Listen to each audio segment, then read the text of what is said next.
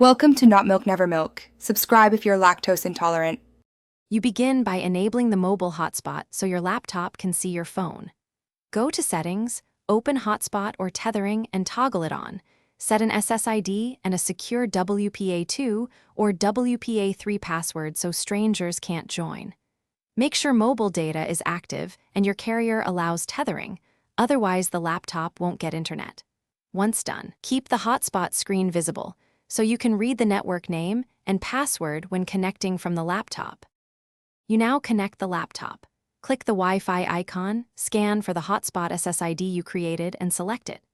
Enter the password carefully. Once connected, check the network status to ensure it shows internet access. If Wi-Fi is unstable, you can use USB tethering. Plug the phone and enable USB tethering in phone settings. The laptop will create a wired adapter. Alternatively, Bluetooth tethering works for low bandwidth. Make sure Windows or Mac OS shows a valid IP4 address assigned by the phone. Finish by verifying internet on the laptop. Open a web page or run a quick speed test. If pages won't load, toggle the hotspot off and on, then reconnect from the laptop.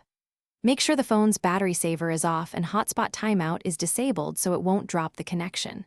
If problems persist, reboot both devices, try USB tethering, or check carrier tethering restrictions. If IP conflict occurs, forget the network on the laptop and rejoin to reset settings. Thanks for watching. If this was helpful, leave a like and consider subscribing. See you next time.